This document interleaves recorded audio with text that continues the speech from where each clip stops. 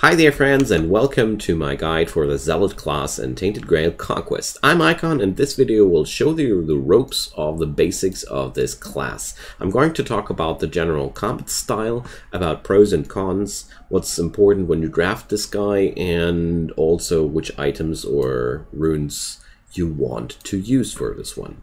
So, before we get started, I want to talk about the character class in general. The Zealot is one of the ranged character classes, and his passive is that after he uses a maneuver or a quiver, he gains damage for the next hit. This means for every single block or arrow draw skill we play, we gain a damage bonus for our next hit. As an ultimate skill, the Zealot generates one random elemental arrow, which grows stronger for the amount of charges. We charge it by discarding any card. That means the more cards we keep in our hand at the end of the turn, the better.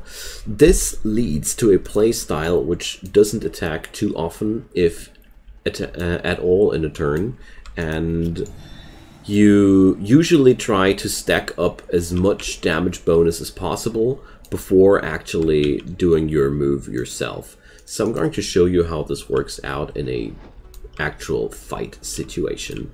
So overall, the Zealot therefore revolves a lot around tanking and not getting wounded at all, and therefore you're really bound to your blocking maneuvers. So usually I try to bring up as much block as possible to tank out the enemies. Here we have the feints and the unbreakable feints. What's really important to note is that the archer class has a lot of cards which go through stages. If you're unfamiliar with that, the feints card is being played once, and then it does here what it states, and then it gets into its next stage and turns into unbreakable feints. These transformations persist through fights. As you see here, I started the fight with unbreakable feints copies, because these were out of combats from the past. So, as you see here, the first one generates armor and a barrier equal to my armor, and this one only generates barrier equal to my armor. So unbreakable feints will be absolutely useless if you have no armor at all. So this brings me to the next point. Armor is one of the most important stats for this character class. Your usual way to approach enemies is spam out as many maneuvers as possible in one turn, and really don't care about overstacking your barriers or something like that. Here I'm feeling very lucky to get a stun like that, and now we're going to end the turn. I'm not going to play cards like these which give me extra damage for one turn, because I want to save these for the very moment when I want to shoot. So since we have now quite some damage online, you see here, the aimed shot is the basic character class card for the Zealot, which he draws every turn. This is an attack which deals 200% damage and is therefore a really good way to snipe out goals. So since we don't seem to be able to one-shot our enemy just like that, I'm just playing a couple of cards more, and let's wait it out once more. So as you see here, the damage numbers rack up higher and higher, and now death is more and more inevitable for them. Here we also see cards like Pebble Throw, which are pretty cool. It's another maneuver which stuns an enemy and reduces armor, and in second stage reduces damage of all enemies. I'm emphasizing this so much because stuns and global damage reducers are very important for your survival in general. So since we now have that out of the way, we're going to do the aimed shot on this guy. It's not quite dead yet, so I'm using the 0 energy shots to finish him off, and now we're going to repeat that.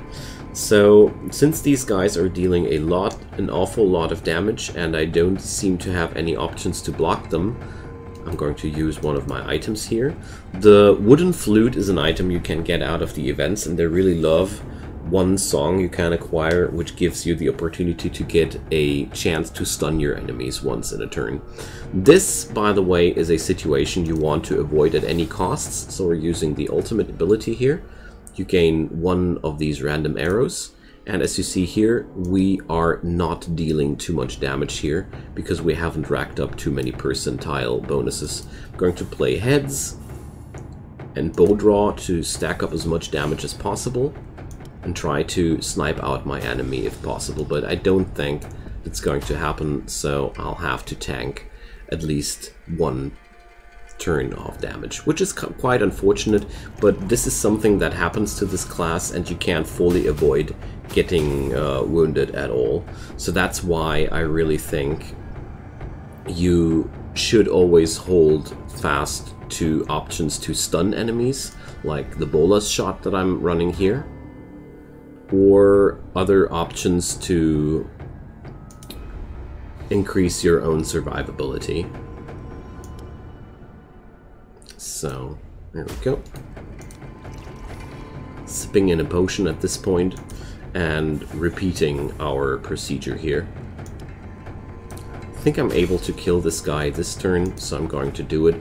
The real big difficulty for this class is to find the proper timing between leaving your enemies alive and racking up for the kill shot, or dishing out damage when your percentile meter isn't that high. As you see here, as you saw here, I did a severe misplay on my end here, which almost did cost me my life, but we were able in the last second to stun that guy and rack up more percentile damages now.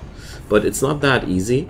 Every turn you can't generate block is a really dangerous situation for you, and overall every card that increases your armor is very, very valuable for you, because you have to factor in that armor also makes your barriers more powerful.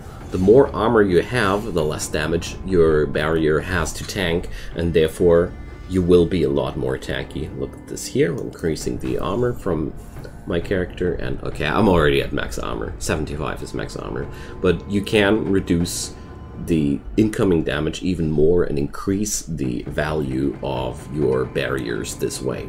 Pretty important thing to know, because this way you can increase your survivability by a lot.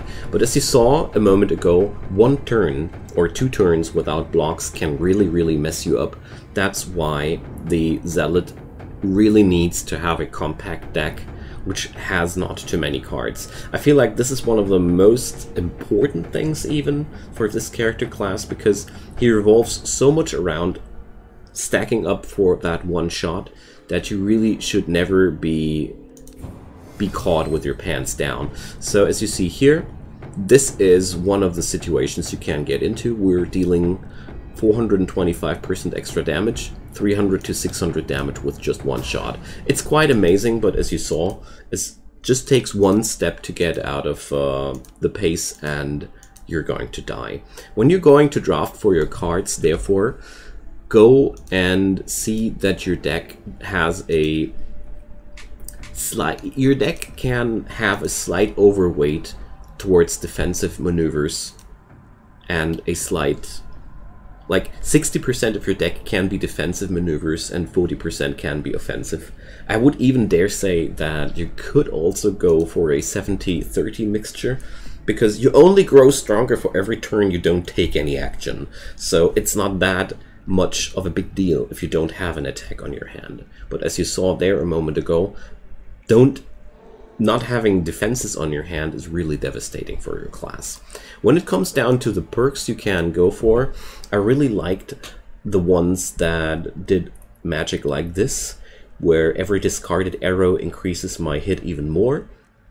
I also enjoyed the one that gives me barrier every third maneuver. Really comes in handy in those turns when you are caught with your pants down.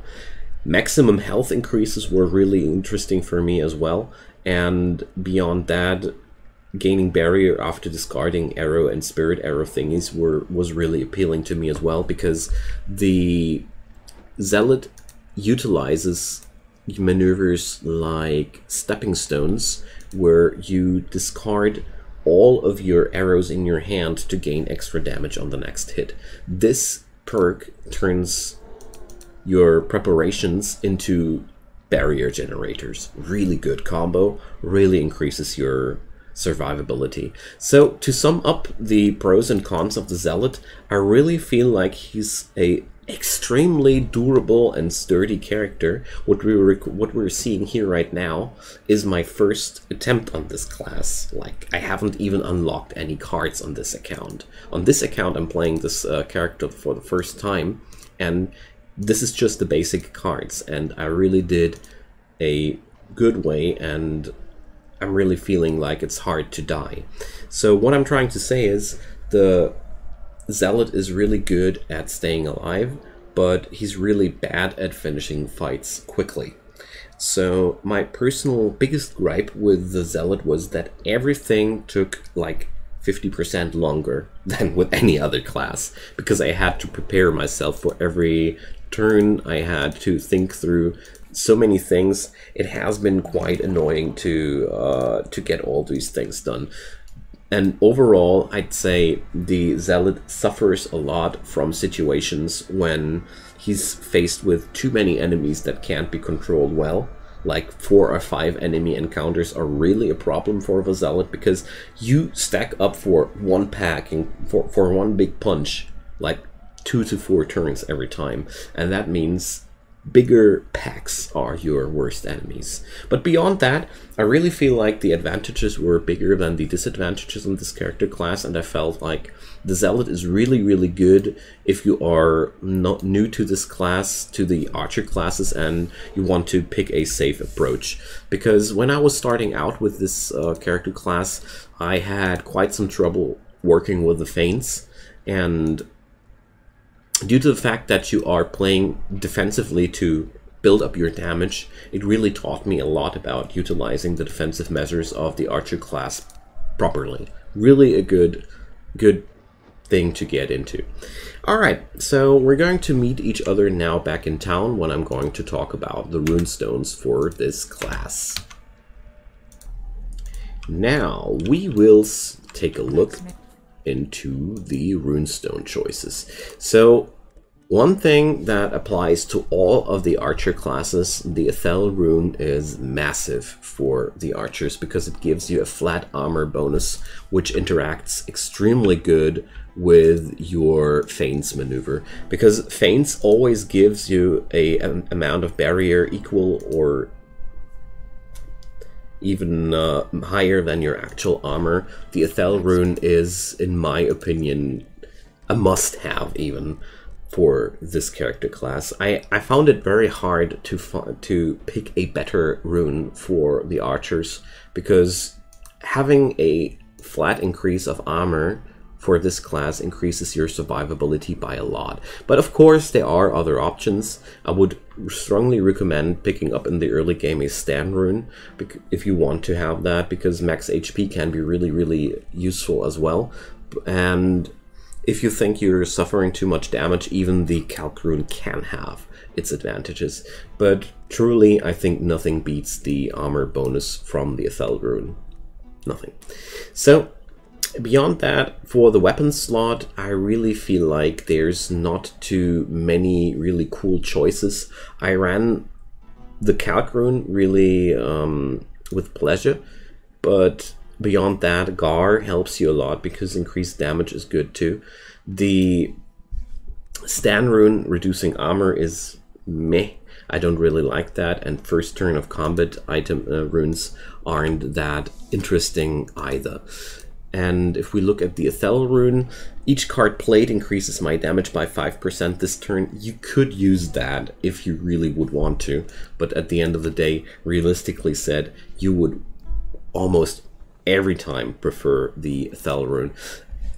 If you can get your hands on other runestones, very, very desirable are all runestones that decrease the costs of your cards in any way. That's why I really like to run the calc.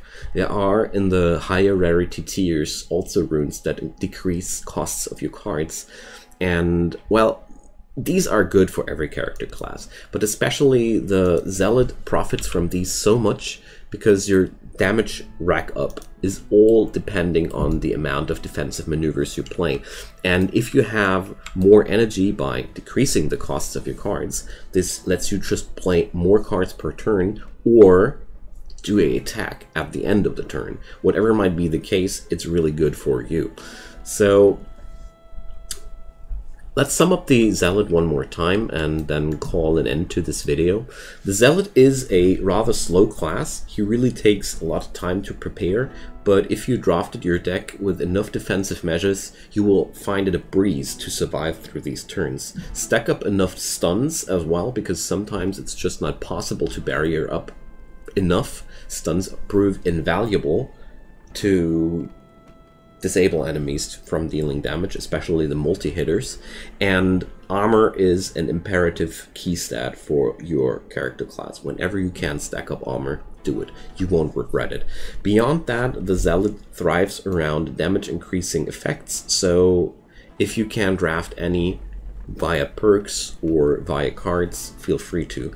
Take care that your deck doesn't grow too large, or at least has enough defensive measures to take care of. Also keep in mind that the larger the monster pack grows, the harder the combat will be for you. The Zealot excels more than anything else in 1v1 or 1v2 situations where he can control his enemy and stack up his damage as he wants to. Discarding card effects are something that's also really powerful for the Zealot, because his ultimate charges by card discards, and the ultimate elemental arrows are really powerful. So if you can draft cards that allow you to discard cards from your hand, like the Stepping Stones maneuver here, this is really cool and way better than it sounds, because it gives you extra arrows that can be played for free. Okay, I hope that helped you to get a foothold into the Zealot class. Especially the defensive measures are a little bit special when you're into it the first time. Just keep in mind, high armor values are your friend, and armor stripping enemies are a nightmare. Alright, feel free to drop your comments down below. If there are any questions left open, ask away. I'd be more than happy to answer them. Leave a thumbs up on that video if you found it helpful. It helps me to beat the algorithm. And of course, if you like that content, check out my channel. I do daily content, so if that's to your liking, just smack a subscription on it, turn on those notifications, and you won't miss anything in the future. Also, feel free to check out the description down there below, where you will find a link to my Twitch profile, where I do daily streams. So if you might want to catch up on that, I'd be super happy. And of course, there's also links down there which lead to ways and means to tip me or give me a coffee or anything you might want to do. I'd be super grateful. But enough of the advertisement. Let me say once more, thanks for watching this video. This is the biggest support of them all. Catch you guys next time. Goodbye.